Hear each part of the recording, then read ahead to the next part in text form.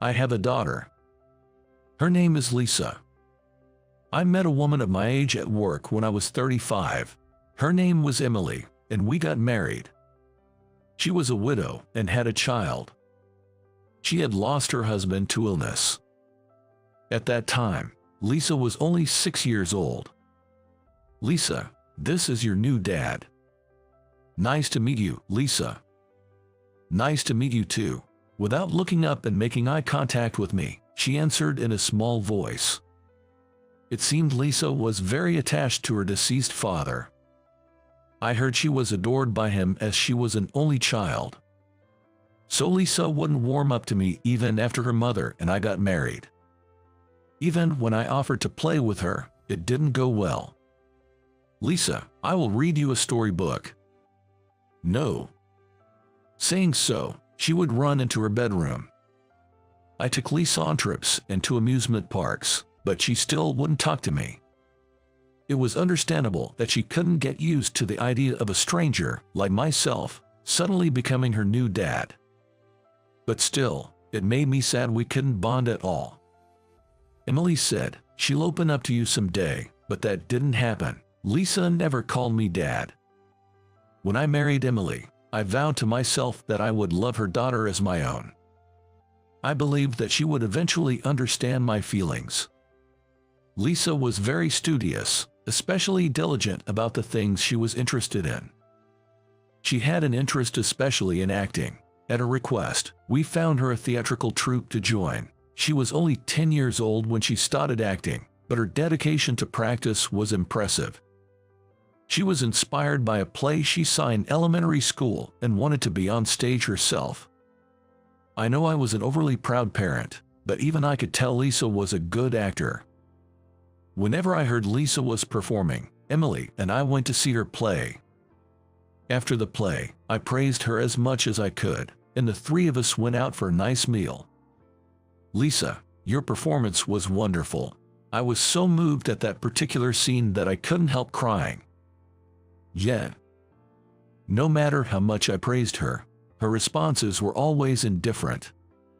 She would often say, "Yeah," or "I see," but that didn't bother me at all. I just hoped she would open up bit by bit. Years passed. However, even as a teenager, Lisa still wouldn't call me dad. It was around this time that Emily started acting strangely. I first noticed it when I bumped into our next-door neighbor, Sophia, in the elevator of our apartment building. "Good morning. Are you off to work today? You know, we're not as well off as your family is. I see your wife always leaves in the early afternoon, dressed up nicely. Maybe she's going for a fancy lunch." I don't know. That night, I mentioned this to Emily, and she looked guilty for some reason. After that, she started avoiding me. She started coming home late under the pretext of doing overtime, and always smelt of alcohol. She wouldn't listen to my concerns, and I realized she had changed a lot. Lisa, meanwhile, continued to focus on her theater practice, ignoring her mother's behavior. When Lisa turned 15, Emily suddenly told me that she wanted a divorce. Apparently, she was attracted to someone at her workplace. I had sensed she didn't have feelings for me anymore. Staying together in such a state was only painful for both of us. In fact, I didn't even want to live with someone who was so selfish. I said, "I understand," and we both agreed to end our marriage amicably. Even though I knew the answer, I asked Lisa anyway, "Who do you want to live with, Mom or myself?" Without hesitation, she said, "Mom." Long story short, Emily and Lisa left, and I later heard Emily remarried. I wondered what my life was all about and felt like a complete failure as a husband and father. I spent my days blaming myself for everything that had happened. But after a year or so, the emotional pain of divorce subsided, and surprisingly I found myself recovering from it. Time was indeed a healer. A decade flew by, and I lost contact with Emily and became estranged from Lisa. I lived a simple life, not getting deeply involved with women. Being single wasn't so bad. I consoled myself with such thoughts, One day, I happened to see something totally unexpected. Coming home after working overtime, I just wanted to relax. I was watching TV, having a few beers. A play by a theater troupe was broadcasted. I used to go and watch plays, and I thought of Lisa. I wondered how she was doing. I wasn't really concentrating on what was on TV when a woman who looked like Lisa suddenly appeared on the show. I couldn't believe my eyes. Is that Lisa? After the play ended, I watched the credits roll. Among the names of the performers was Lisa Smith. The surname Smith must be Emily's latest husband's. I had mixed feelings.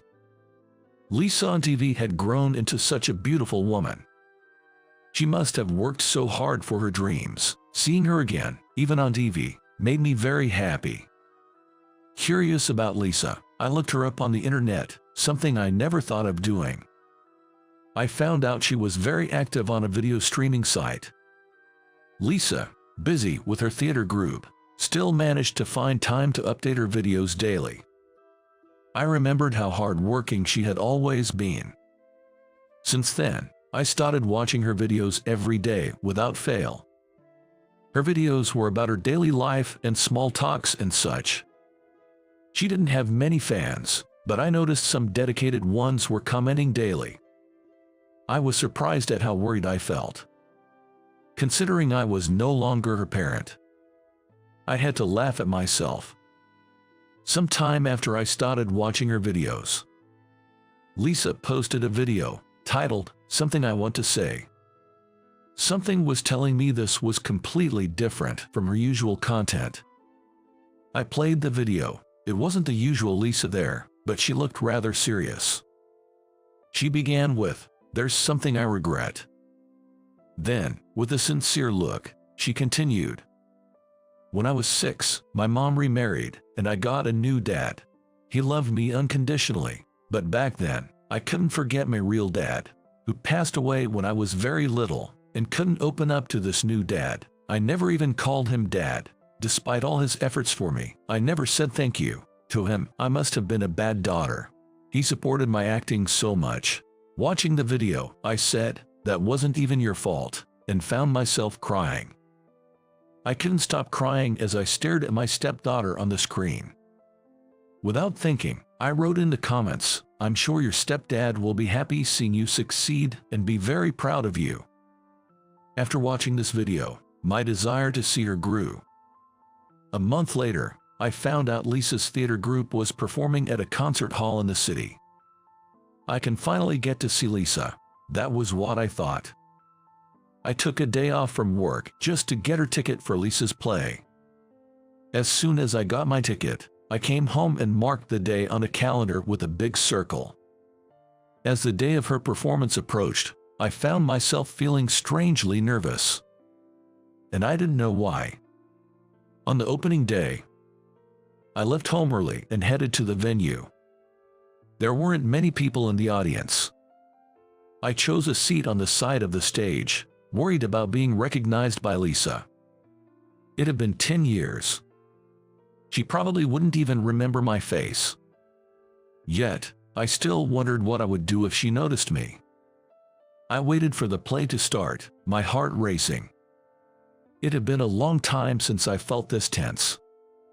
The curtain rose, and the play began.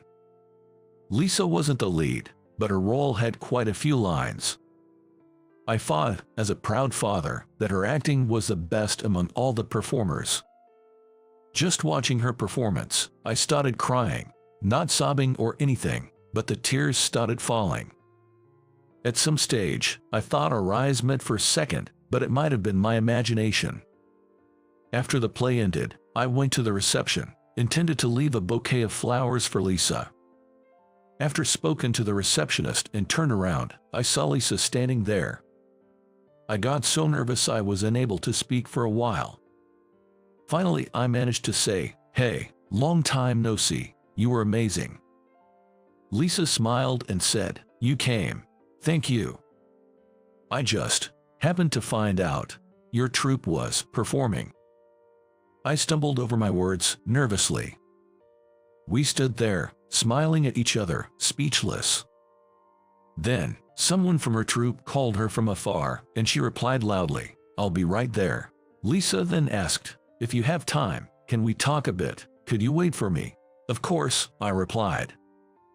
About 20 minutes later, Lisa came back with her belongings, holding the bouquet I had given her.